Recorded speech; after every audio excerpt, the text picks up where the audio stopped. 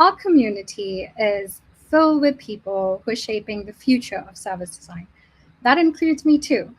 But today, what we're going to do is we're going to take a moment of pause and we're going to reflect on the past. Now, when I say past, I mean sort of like those fundamental methods that we take for granted in the service design space, or even like the key moments that became like the part where there was the shift in the trajectory of the field. Now, if you've ever wondered how a discipline becomes a movement and how one person's work and continued through generation builds the very foundation of service design as an industry that we know today, then you're in the right place and this is the episode for you. So, good morning, good afternoon, and good evening. Now, welcome to another episode of SDN Community Voices, our weekly live touchpoint with the global SDN community. Now, I'm Sudhishna Mehta, a foresight strategist, ecosystem builder, and SDN ambassador, and of course, your favorite host. So, thank you for joining us today for this episode. Now, before we begin, I wanted to start it a little bit interactive. Let us type in the chat where you're joining in from, and then what is one artifact from your service design journey that you'd call a legacy in motion. I'll give you a few seconds to type that, and as you're typing it, also drop in the chat any questions or comments that you have during the episode. We'll pull those in live for our guest to answer.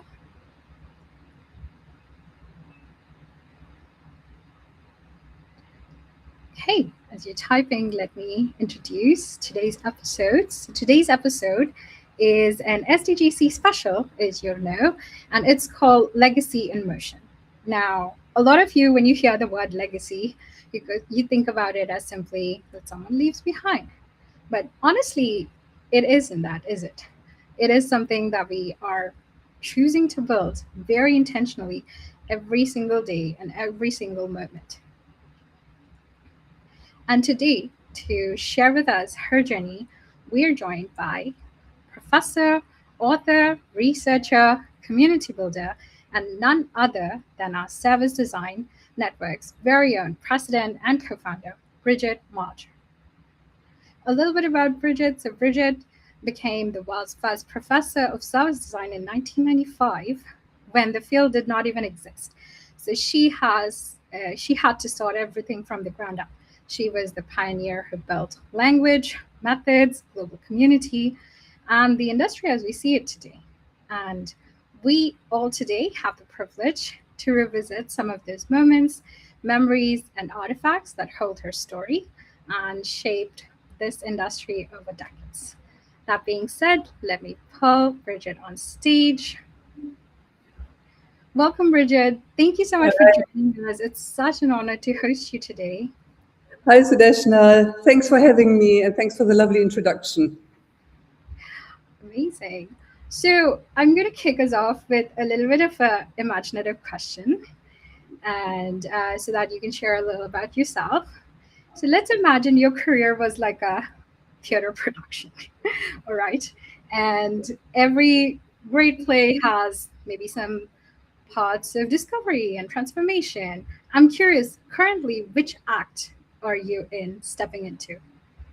It's so funny you're asking that question, Sudhishna, because it makes me jump ahead in the artifact walkthrough I was planning to do, because for years I've been really interested in the analogy between service design and theater production. And I think we can learn so much from theater. And, we even created a huge toolbox with like the service viewer, where you would do what a director would do, look at the service environment through that specific viewer.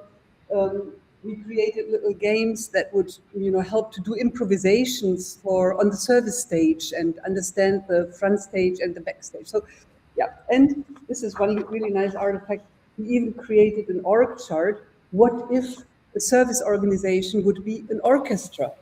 And so we that. debate with that a lot. But anyway, let me get back to your question. I've also been working a lot with the Hero's Journey by Joseph Campbell.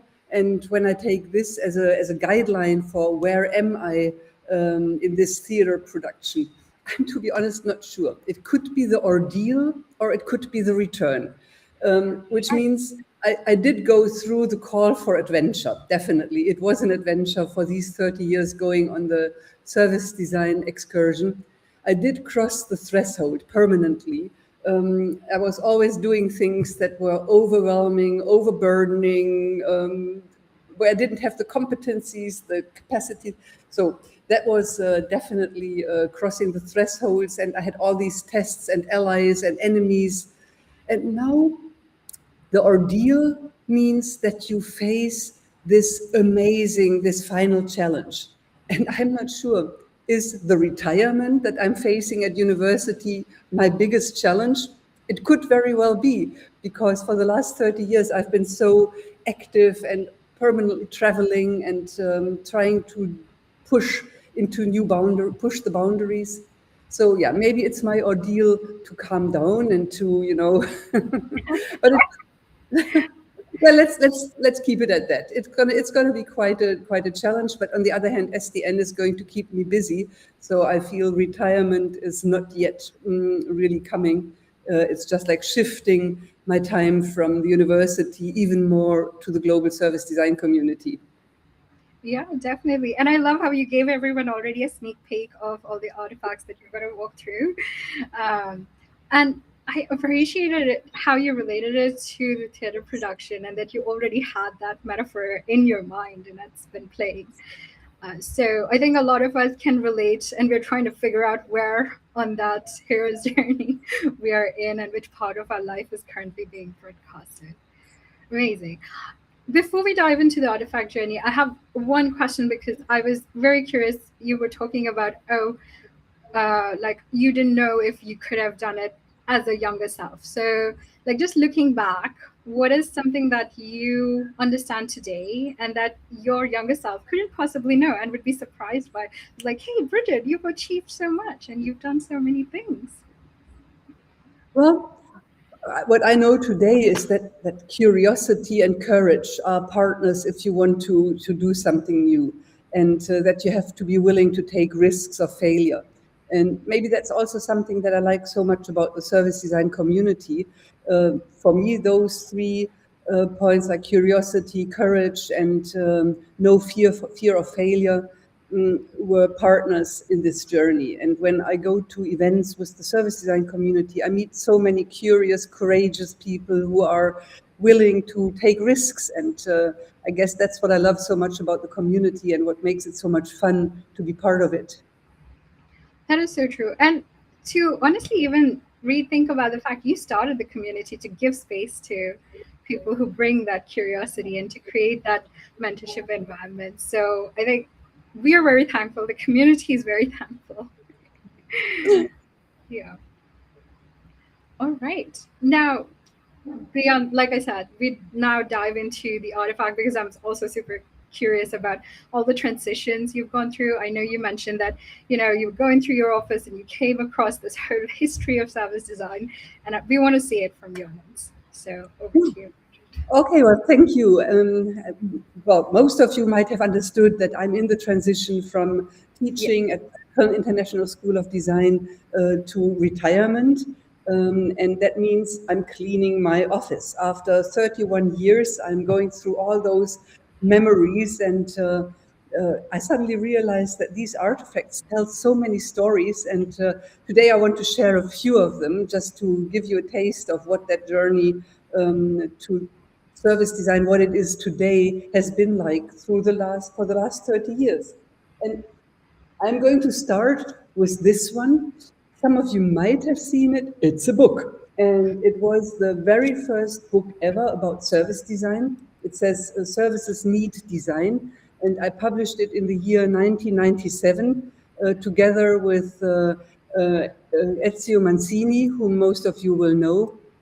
and with Michael Erlhoff, who was the founding dean of the Köln International School of Design and who brought me to KIST. And I have to say, I owe so much to Michael because he was the one who believed in me. He was the one who pushed me. He was the one in the beginning to, put challenges in front of me that I thought I will never take. And the book was one of those challenges. It was, as I said, 1997. I had been professor for 2 years. Service design did still not really exist.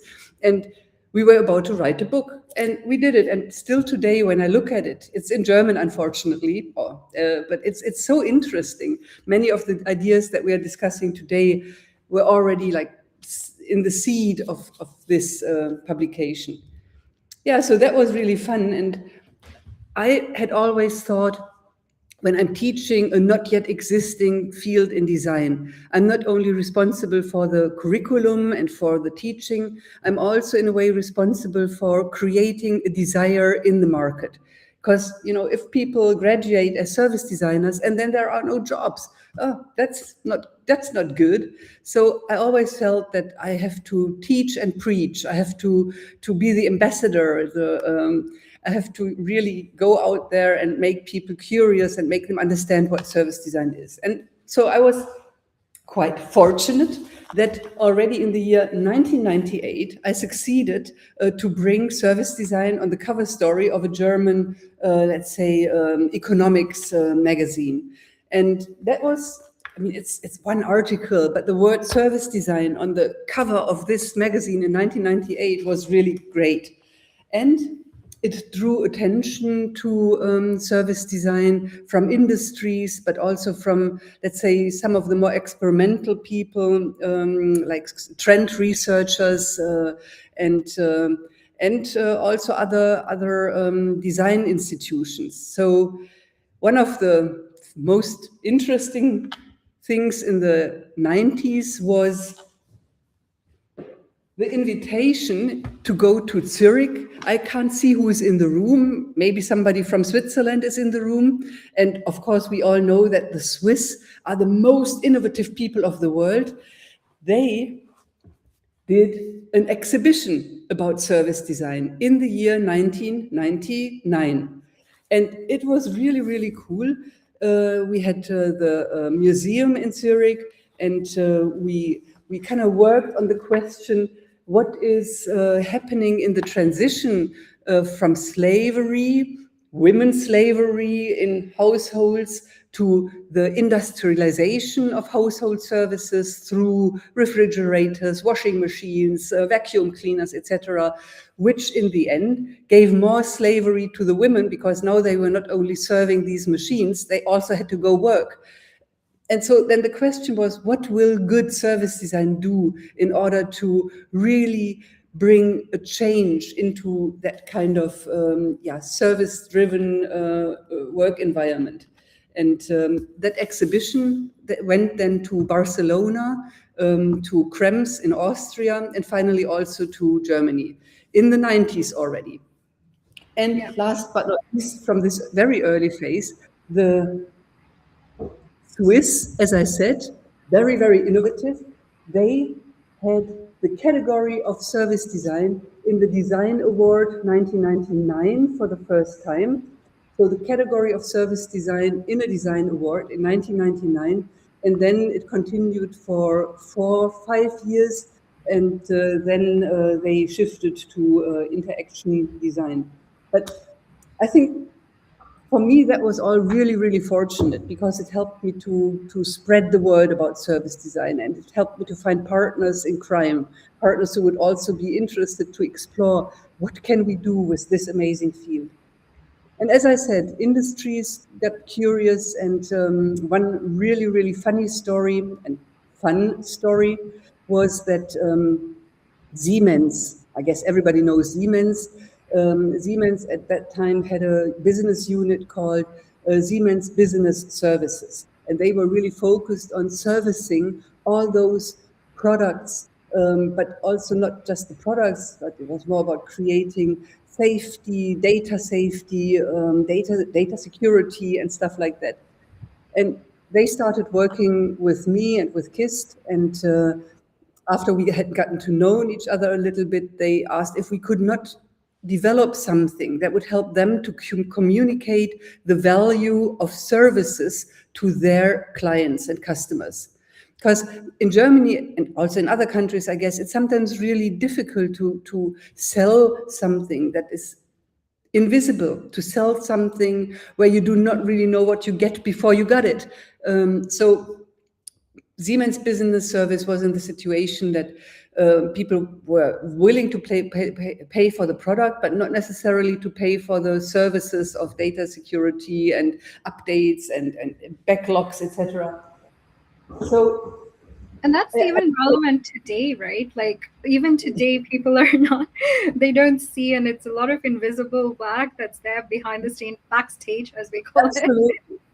Yeah, absolutely. And I told Siemens, sure, we can develop something that helps you to communicate to your customers and clients about the value of services. But I need to go in the mountains. I need a skiing hut to take the project team into the mountains. That's where we can do the best thinking. Mm-hmm. So indeed, we rented. Amazing. I love that. We rented a hut in the mountains, and we had 7 students and another professor and I. And in the morning, we got up, had breakfast, then we went skiing. After skiing, of course, we had a little apéro. Then after the apéro, we needed a little rest. And then in the evening, we started working. And we worked really hard, and we worked late. And in the end, we came up with this. It's a game. And it's a game that really, in a playful way, explains why do you need all those different services? How do they keep your business running? And this game was then produced, I think 1,000 copies, and it was given as gifts to the key accounts and to the main clients. So that was really great. And again, a fun artifact. When I look at that, what am I going to do with that now? I mean, it's 25, 26 years old. I don't know. It's still in my office. Going to be a video game. But here, I just want to say that you gamified before gamifying what became. Right. That's right. Yeah, so as I said, the word was spread, and another highlight of the artifacts that I found in my office is this. Oh. Yeah. No idea what it is, right? Lufthansa. Lufthansa asked me in the year 2000 if we could do a project on the service experience on long-distance flights in economy, business, and first. Sure. So we had a great project. We did exploration, long-term flights, economy, business first. We did interviews, we did workshops, observational studies, plus. We had invited a director, a theater director, into the project team, and we had a really huge, great graphic person, and we developed several new journeys. So you can see here the first act, and it describes exactly who's on stage, what does the stage look like, how do the actors on stage act, what are the props on stage. So for every little scene of it's hundreds of them, we created these storyboards, and we presented those in Frankfurt on September 10th, 2001. You can see here, if you look closely, there is the little, it's the entry thing when you go into the security. And as you might remember, next day the lights went off. It was 9/11, and no more service design at Lufthansa. But that was a great starting point. A couple of years later, we restarted the work, and so service design at Lufthansa has become pretty much the new normal. So there are also another service design global conference partners this time, aren't there? They are part of the conference, exactly. So they are still with us. Yeah, but what will I do with these artifacts? Huh? It's museum. You know what? I think you can have like a museum. What is that called? A gallery wall of art gallery where artists present their work. This could be like a service design gallery. No, it's but let me show you this one. That one, it's the very first ever master thesis that was written at KIST in the year 2005. You might remember the Bologna process in Europe shifted higher education from the diploma to the BA and MA standards. So in Germany, we had to change our whole educational system. And now suddenly we had master programs. And Stefan Moritz was a student of mine, and he decided for his master thesis to do a publication about service design, to collect everything that has ever been written and done, to bring together all the different tools that already existed at that time. And the really cool thing that Stefan did, he made this free downloadable document for everybody. And that was at that time pretty new. Very innovative and in fact, like pioneering, in fact. Yeah, it was just like 20 years ago. He said, no, I'm not going to sell this. I'm going to give it to the community. And so this book, this PDF, you can still find it online today. I don't know how many thousands and thousands of times it was downloaded. And it became, I would say, the first resource in English about service design. So Stefan Moritz, who has done an amazing career in consultancy throughout the last years, really marked this moment where service design became just, it was evident. Suddenly now jobs were being posted. I think the first job ad I ever saw was Virgin Atlantic, looking for a service designer. Oh, wow. There were suddenly master programs, Laurea University, SCAD, all over the world. Suddenly the design schools started to perceive service design as something that needed to be integrated into the educational programs. And at that time, there was a high demand from industries to do projects, substantial research projects, but also student projects. So I always had the opportunity to work with real clients with my students. And because it was becoming so much, I founded a research center here at KIST. It was called CEDES Research, Service Design Research. And we had so many projects. I have just thrown away hundreds of documentations because, but you can imagine, huh? But one thing, you can see my little,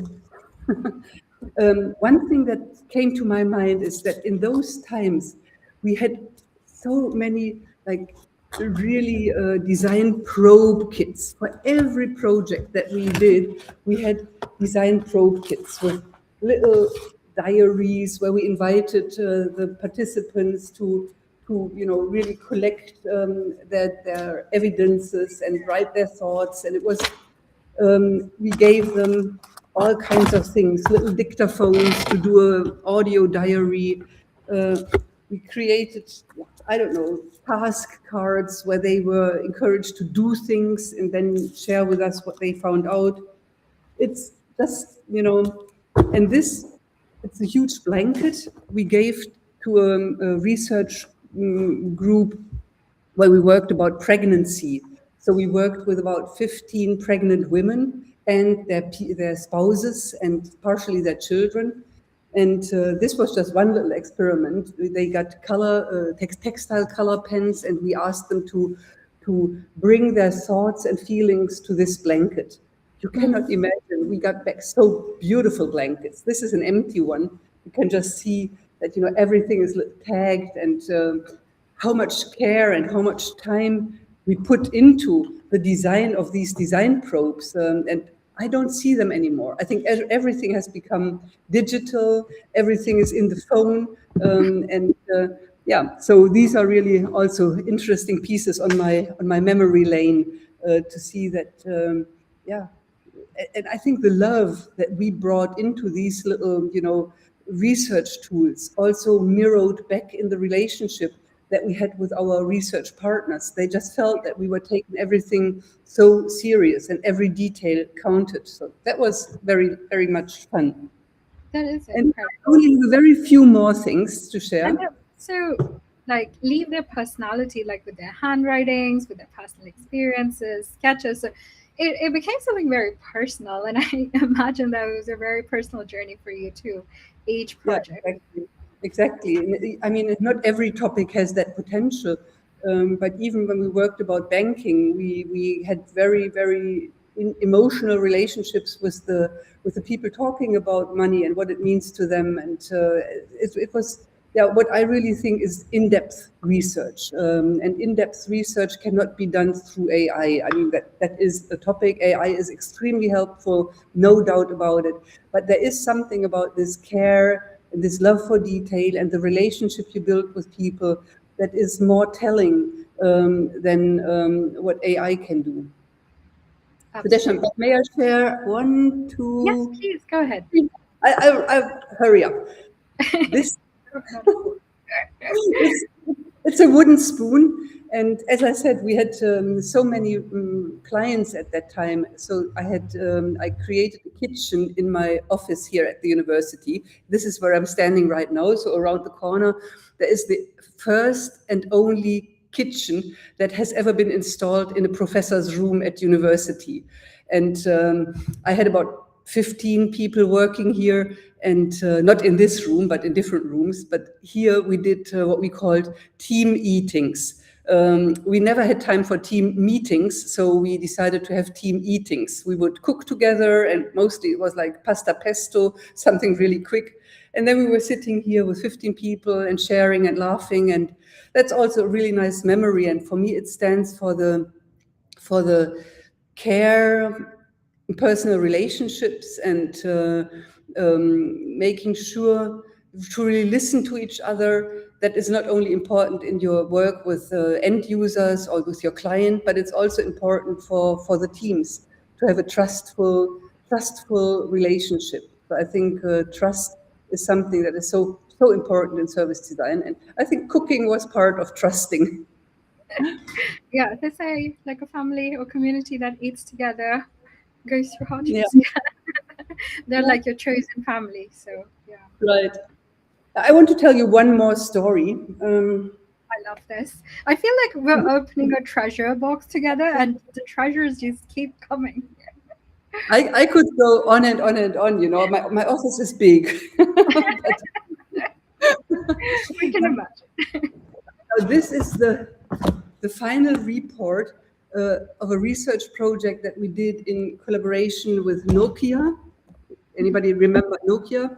McDonald's and Siemens. And the project was about international service cultures. And that was the first project where we had collected funding from our partners for something that would not bring back any direct value. So we were not improving any services, we were not innovating any services for the client.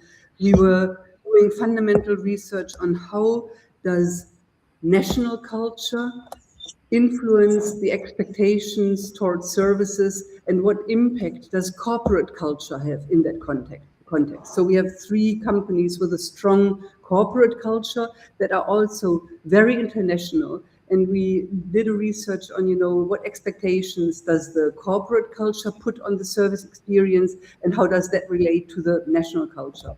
And that was super, super interesting. We did one workshop in New York with Nokia top management. They came from all over the world. And of course, our research team only had 20 minutes. So we thought, what can we do in 20 minutes? And what we did is we created a card set with descriptors of what could be relevant for a service. So is it important what people look like, appearance? Is it important that they are like sensitive to your needs? Is it important that everything is really efficient? So we have lots of these cards, and they are sorted, aligned with the 3 service P's: people, places, processes. And then we had like charts with the center, and we asked the Nordic team, the South American team, the Northern American team, the Scandinavian team, to put the 4 cards that are most important in their service culture into the center, and then add cards that are also important. And that was so funny, because on those charts, on first glance, you could see the differences in service culture between the different regions. And that was such a great starting point for a conversation, and it only took like 10 minutes to place the cards. So I have been using this culture card game many times, also in corporate context. And so these are the things that are here around my office. I think I stop now, right? My time is over. So there is like 15 more years to go. Maybe there's another Community Voices episode with 2015 to yes, this could be a full experiential. Like I said, you could actually set up a gallery, and everyone can come experience the artifact. It'll definitely be something that we'll talk about this. You can see I have fun. I mean, that was like the best thing to do with all the things I find, talk about them. Absolutely. Thank you so much. To tie this beautiful walkthrough of all the artifacts that you've shared with me, I'd love to. I know we did only half the number of years, but if you had to say, what is sort of a connecting thread that now that you look back on these projects that you've come to see or it has emerged for you? I would say, sounds maybe a bit stupid, but great people. It's so funny because service design sometimes attracts people who don't know what else to do, but most of the time it attracts people who are, in a way, a brilliant mix of emotional intelligence and creativity, and, as I said, courage. I think without the people that I have met and that were attracted by service design, this, what we have today, would never have happened.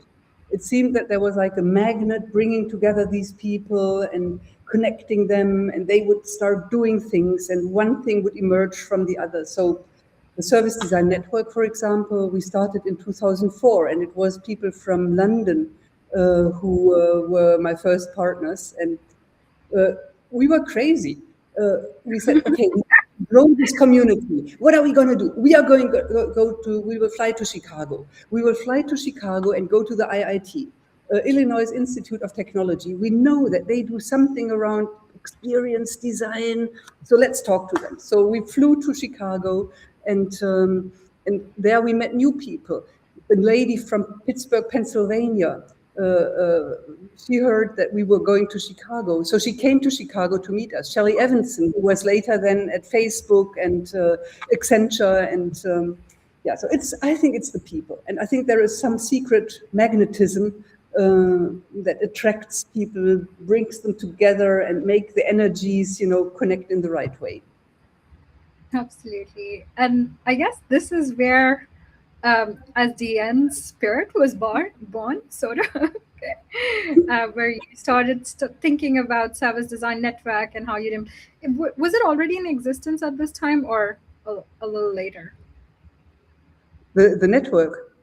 Yes. Like, is this where the idea conceived slowly over the years? Yeah, well, 2004, we created the first Service Design Manifesto. But that was more like an inner circle discussion. We had the Politecnico Milano and Carnegie Mellon and Linköping School of Design, and it was more academic people, not an academic mindset, but rooted in academia. But then in 2008, Shelley Evanson and I walked the beach in San Francisco, and Shelley and I looked at each other and said, this thing is too big to keep it small. and we decided to open it. And we decided to do the very first ever conference in Amsterdam in 2008. And we had 230 people from all over the world coming to Amsterdam for the first SDGC 2008, SDGC08. And since then, you won't believe it, I have done the global conference every single year. And this year is going to be my 19th edition. So that's quite a journey. It is. And I love how you said you kind of walking by the beach and then you decided to open it up. For me, it was like a perfect metaphor for like the ocean. Like, what better place to get that idea in your mind? So it was brilliant. Amazing. Now, we've talked a little bit about the past and we're coming to sort of the end of the episode. So I'm also a little bit curious about what's next for you. I'm going to. SDN.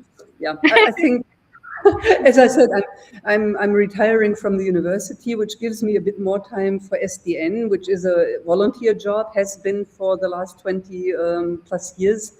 And of course, I'm focusing to keep things going, but I'm also trying to reinvent the SDN together with my colleagues, with all the partners, because, you know, when we started, knowledge was scarce. And Yeah. we felt that it's super important to create platforms and communities to build and to share knowledge.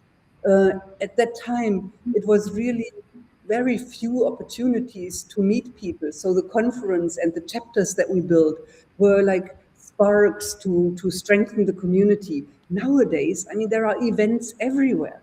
Yeah. Plus, plus. So I think the key value proposition that we at SDN had when we started has shifted, and we have adapted, but I think now is a good opportunity to radically rethink who we are and how we are going to organize it, because I will eventually also step back from the SDN. And I think now is a really good time to think about it, to talk about it.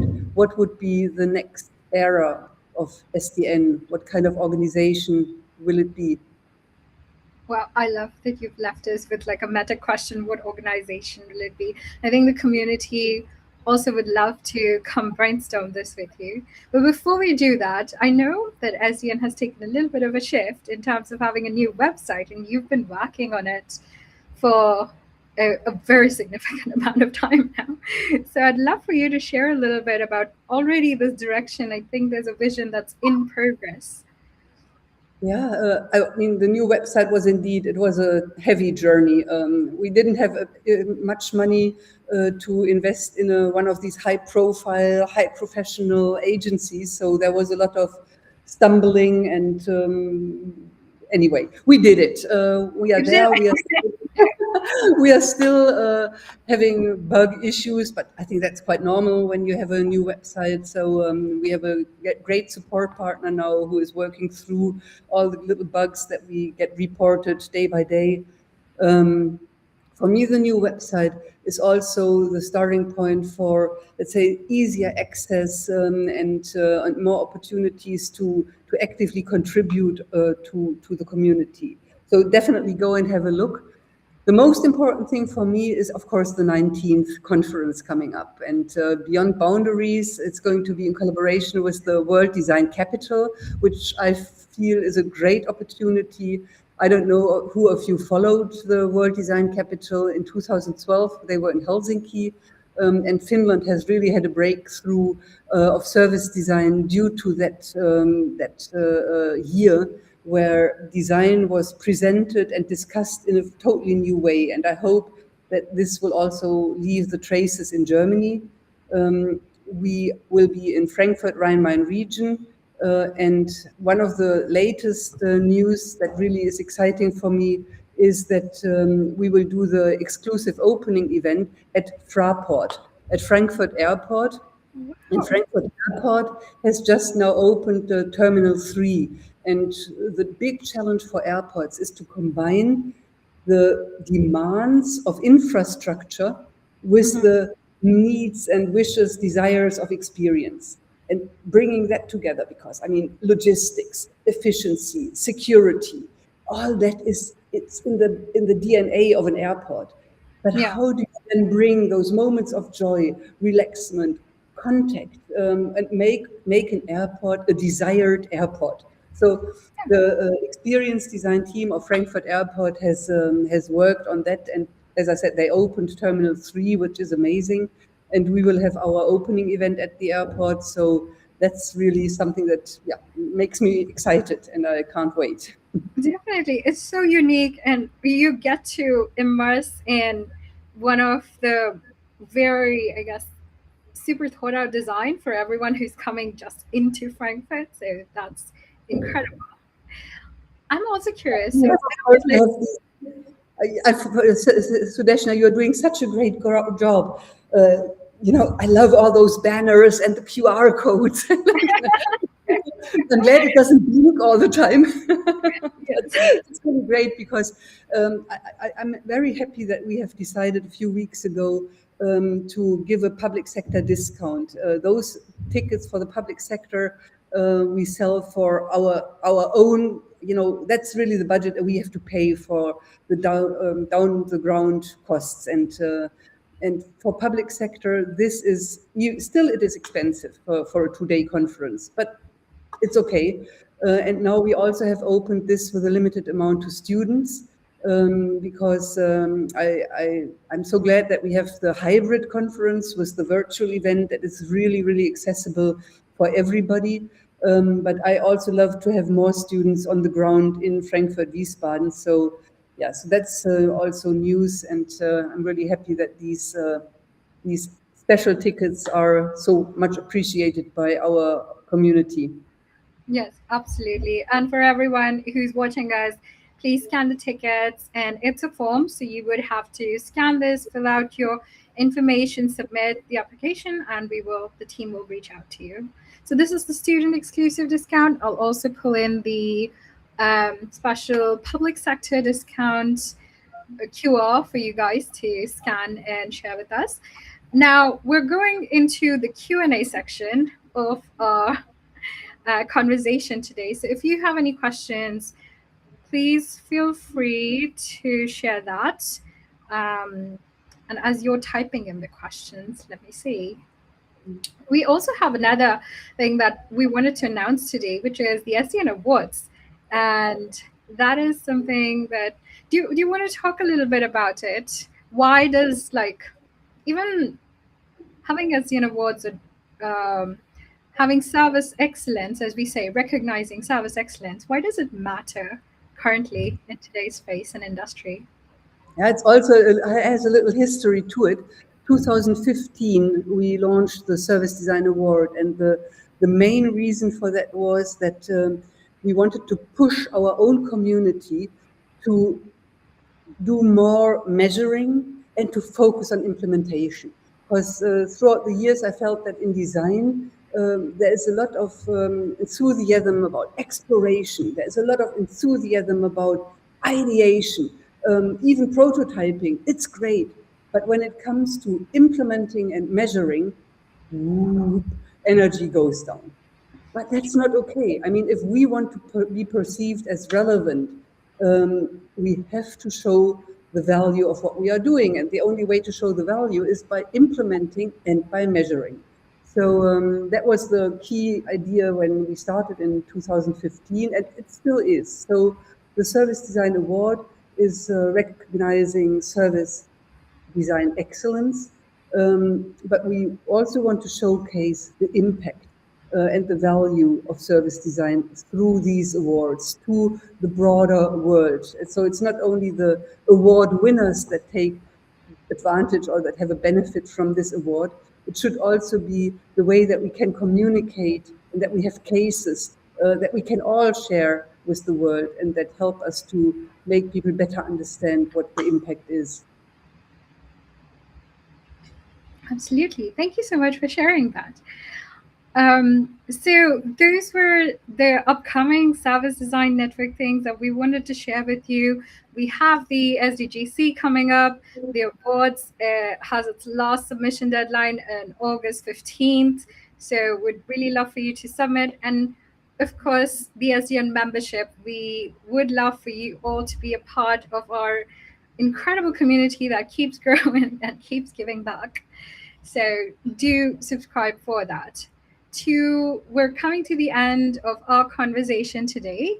So Bridget, I have one last closing question for you, which is essentially, if you've, in this next chapter, as you're stepping in, and we also see a little bit of how does community, or the SDN community itself, how does community become important as the field grows? And what would you say in the next decade, what defines an excellent service designer? two different questions. I don't know if I can answer both in the remaining time. I would start with the excellence. I think the requirements towards service design are changing.